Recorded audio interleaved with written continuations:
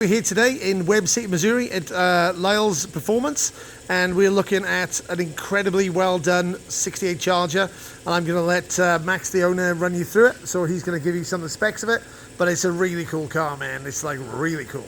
Go on, Max, take it away. All right, so 1968 Charger. It's our rendition of the movie car Bullitt. We have a 512 cubic inch big block Chrysler, 440 based. It's got Sniper fuel injection. It's got the Holley piggyback ignition system that is controlled by the Sniper, March pulleys, Griffin radiator, serpentine belt. It's had the steering box upgraded to the Borgeson quick ratio power steering. It's going to have Hydro Boost on it. We got the big 13-inch Willwood disc brakes up front, 11-inch Willwood disc brakes in the rear. All QA1 suspension as well, I see. All QA1 suspension. Hotchkiss springs. It's running on 17-inch late model Highway Patrol steel cop car rims, and we got some 3D printed hubcaps for the 17-inch wheels to make it look just like the Bullitt car. Man, the printed wheel caps look fantastic. I mean, it's an amazing looking car, and black is like the hardest car to build, right? Yeah, black is, a lot of people hate doing black. We love doing black. Yeah, man. Super smooth car. And you do them all to where you can paint them black, and they look, you know, whatever color you paint them with black, you earn it, you get it. Well, and this is two colors black. This is two colors black. So the bottom is jet black, and the top of them is 2008 Dodge pickup truck crystal black pearl. The owner didn't want to go with the vinyl top, but we wanted to give it some breakup on it. So it's a little dusty. It's hard to keep things clean in a body shop, especially having a black vehicle in here. Well, it's still pretty cool, though. Yeah, it's a really cool car. Come on the inside here. Oh, and it's got 3 pedals as well, just to make it super fantastic. Yeah, it's got a Tremec TKX transmission, 8 3/4 rear end with 355 Yukon pumpkin. It's Dakota digital dash, but it's the analog version. It's still a digital dash. But wow, it looks really cool. Never seen that before. It's got the tick-tock tack. It's lit up. It's all pretty. It's got tilt steering. I did it column. This is the factory 68, 9, and 70 horn button, but the General Motors steering column, because all I did it columns are based off of the General Motors column. This is actually off American Motors car. And so American Motors still had the General Motors hub to go with the I Did It column, and then we adapted the Chrysler horn button to fit with the American Motors wheel. Looks really good, man. Yeah, looks really good. Thank you. This is actually a mock-up wheel. The wheel that's going on there is just like that, but it's being wrapped in leather, the same leather that we wrapped the dash in. So all the seats are done in the same leather, so it's all going to be leather inside and out. It's going to be all nice. Black? All black. Triple black. Gangster. Black on black, yeah. So probably, I mean, I've got to say this is definitely the best looking of all the muscle cars. Yeah, we can argue about it, but you're just wrong. It all started in '68 with the Warner Brothers movie Bullitt. It was born a star. Yeah. And then, you know, Warner Brothers did Bullitt. Warner Brothers did the Dukes of Hazzard. A lot of people don't know this, but the Dukes of Hazzard soundtrack was the same soundtrack they used from Bullitt. Oh, I didn't know that. The General Lee shifting through the gears was the Black Charger in the movie Bullitt. Wow. And if the shifted gears a lot of times in Bullitt, if I remember right. Also, and this is a little Dukes of Hazzard nonsense that doesn't matter to anybody but me, but there was an episode where Jesse Duke and Boss Hogg had Black Tilly II, which I think they had a Mustang coupe in that, and Boss Hogg was running a primer gray Camaro. But if you listen to the soundtrack on that one, that was the Steve McQueen Bullitt car and the Dukes of Hazzard with Jesse running the black coupe. They'd love to use that soundtrack. Yeah, it's an awesome soundtrack. So you hear the Generally peeling out on dirt. It's the soundtrack from Bullitt. That's why. And in Mad Max, it always sounded like fan belts. It was squealing fan belts, if you noticed. Right? Like, yeah, the peeling out was really all totally wrong. A high squealing noise. Yeah, it's like totally something you kind of get used to after a while. Like, you think, well, hang on. All American cars squealed on dirt, apparently, in the 70s. Right, and 17-inch feels that wheel nice. Yeah. It's hard to get a good side angle at it from in here, but it's really got the stance. Yeah, it's really straight as well. Like, Yeah. it's amazingly straight. Like, if you look at a lot of Dodge Chargers, especially Restos over the years, and this was a rough car, you know, it wasn't perfect. Like this, trying to get these angles here, almost impossible. They look horrible, you know, but this car is absolutely mirror straight. So you're going to get something really different. And this is kind of what you do, right? This is what you build. This is what we do. This is our main purpose. And you know, there's an Impala as well that you've got over there. That's pretty nice. Do you want to talk about the Impala? Yeah, let's do the Impala as well. Why not? We wander around and we're just going to chat about stuff. It's like very super professional, this channel, right? All right. Okay, 63 Impala, factory 327 4-speed car. Wow. Dad bought it new for Mom. Mom drove it for 3 years before she got herself a new car. Dad torch cut the back of it out and turned it into an El Camino. Well, it was the first of the El Caminos, I guess. Well, they won the 59th, the first El Camino, was it, I think? Randy would know that, but yeah, 59 El Camino. So this was a pickup truck. They had butchered this thing up to be a pickup truck. They had cut it right through here with a torch. Yikes. And over the last few years, we've put it back together. The only original panels to the car, the front fenders we saved. We saved one door. Very nice. The windshield post we kept, but other than that, the whole back half of the car either got hand built or come from another vehicle. Did you say you used it to chop firewood? Well, no, they used it after when Mom got a new car. Dad turned it into an El Camino, and then whenever the old 327 gave up the ghost, they welded a bumper pull flat toe trailer hitch on it, and they used it as a scrap trailer. Nice. So it sat around the yard for 20, 30 years just as a scrap trailer to just throw stuff on top of it. And yikes. And so that's looking at this now, you'd never believe it now. This has come a long, long, long way. Yeah. It has. And a 327 4-speed car, 4-speed convertible as well. Yeah, original. Wow. I'll figure out this hood latch here. Oh yeah. It's a little dusty, but brand new GM Performance small block. Wow. 327 long gone. Nice details as well. Yeah, the owner wanted us to smooth up the firewall, and we got rid of the vents in the cowl panel.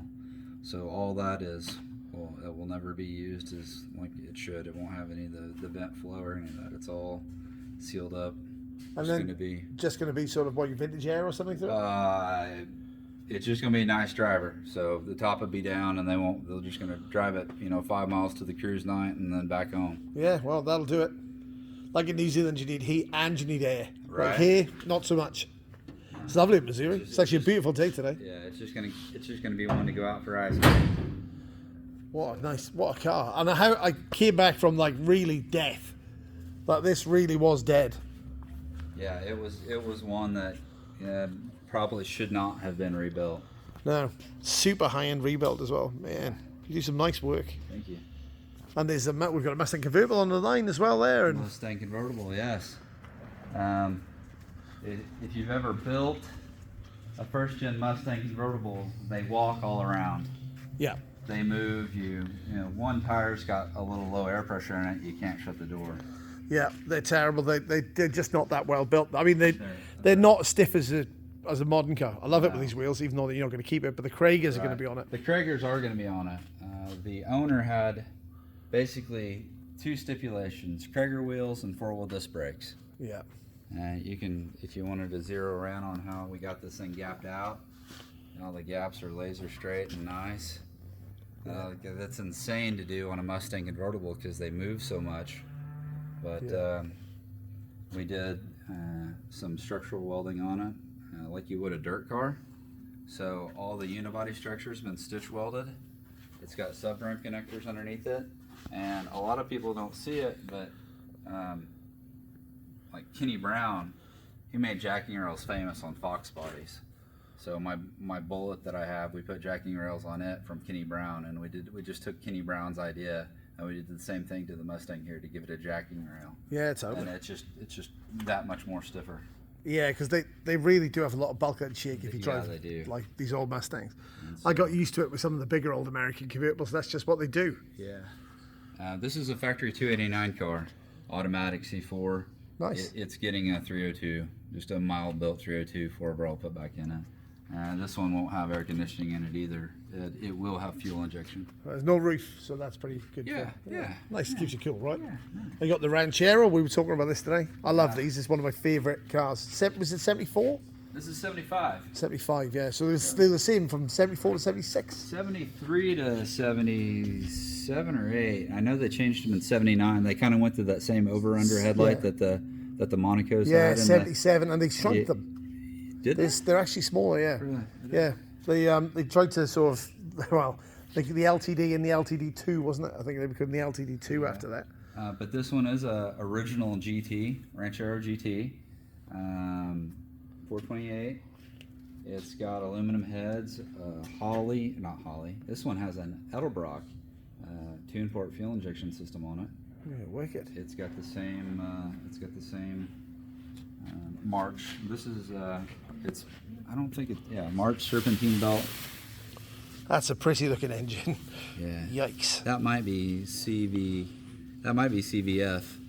The owner did that and brought it to us, and we set it in here for him. Yeah, it's a good looking motor. Everything is body off frame. Frame got powder coated.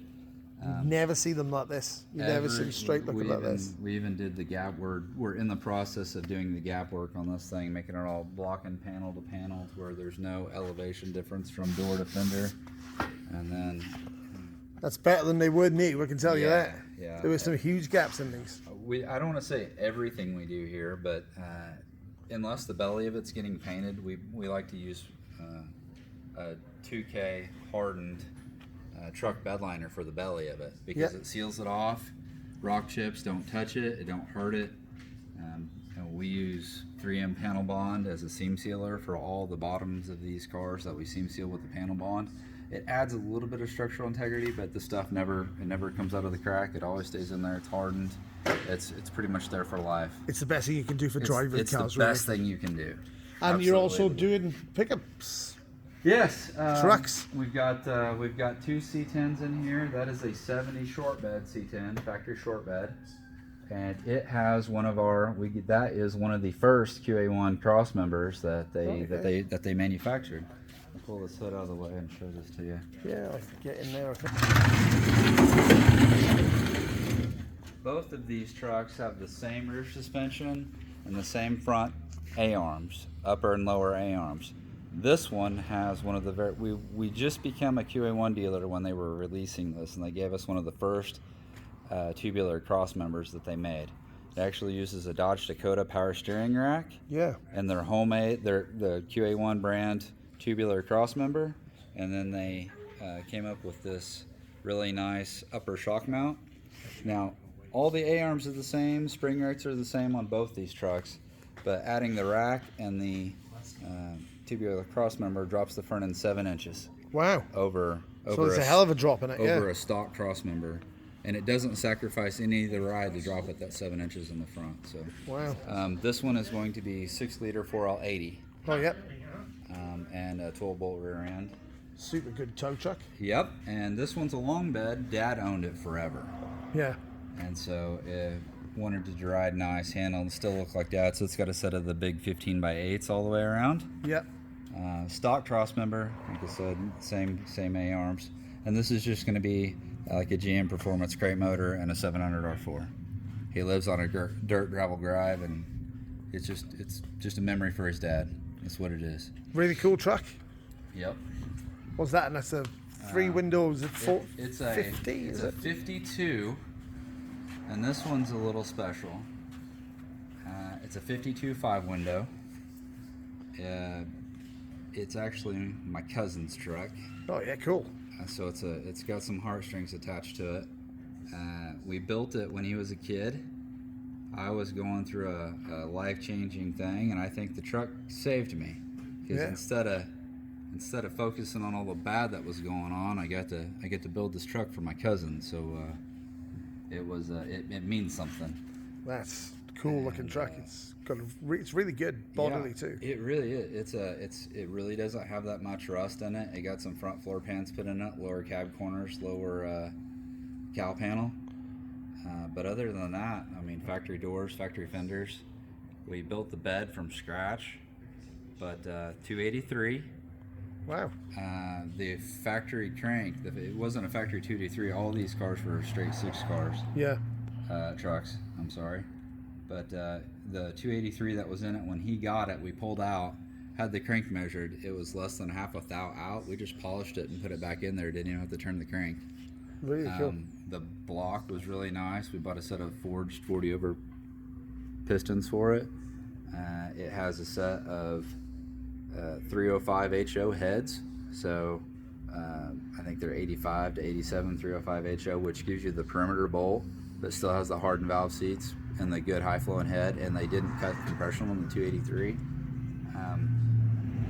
When it was together and driving, he scares me in it, and I drive hard. Yeah, but, we talked about that with your bullet. But you know, when the little 283 is winding 7,500 RPMs, yeah, and it's got a 5-speed in it. Yeah, it's scary. It's murdering. It's just RPM for the win. Oh yeah. And the rear end in it is it's out of a '58 Chevy station wagon. Oh yeah, for the better ratios. Yeah, and it's the old 13 spline axles, just like the original '58 Chevy had. But I rebuilt it. We put a Eaton Posi-Track unit in it, and I think it's a 340. I don't remember what it is. 342. So it's it'll be basically like a 50s build or one of these type of things. Yeah, like 60s build or when like the best of the. Yeah. An olden day custom type of thing. Yeah. It's painted House of Killer, Tangelo Pearl, which was really big in the early 2000s when we built the truck the first time. Yeah. It's only torn back apart because we had some metal contamination on the cab. The rest of this truck is still wearing its paint from 2007. Yeah. And so it's got a set of Boss Motorsport 338s in chrome. It could use a little updating, but while we got it apart, might do it. We're gonna put vintage air in it. Yeah. I'm trying to talk him into putting a fuel injection system in it. The interior was never finished in the truck last time. It was painted pretty, run and drove great. For some reason, when it's our own vehicles, we work on other people's stuff. We don't ever get to finish our own. Of course. So this time, it's getting a full leather interior put in it before it gets to leave. Yeah, so awesome. it's going back to the cab and the we sent the cab off. The cab was the only thing we didn't strip in house, and we got some cross contamination from it going out to the blaster, and so that's why we're repainting the cab. But it's a good cab. Yeah, it's a good solid, and it's the same thing with the panel block, everything laser straight, nice gaps. Yeah, awesome. And so you're just going to build high-end customs in it. You've even got a front-end dragster up there for the super brave of people. But you're just going to be doing high-end custom builds from now on then? That's the plan. That's what we'd like to do, yes. Well, guys, if you want something built and you really fancy your sort of dream car, come and give Max a buzz and see if he can fit you in. Like, if you look in the background, there might be something of mine. He might be working on this. So this is the Coronet that we've had standing for years. Max has kindly got it going for us, so we're going to be using this weekend for something. And I'll tell you more about it sometime later on. Cheers, guys. Thanks very much. Hope you enjoyed this. Like and subscribe. And like I said, if you want a high-end build, give Max a buzz.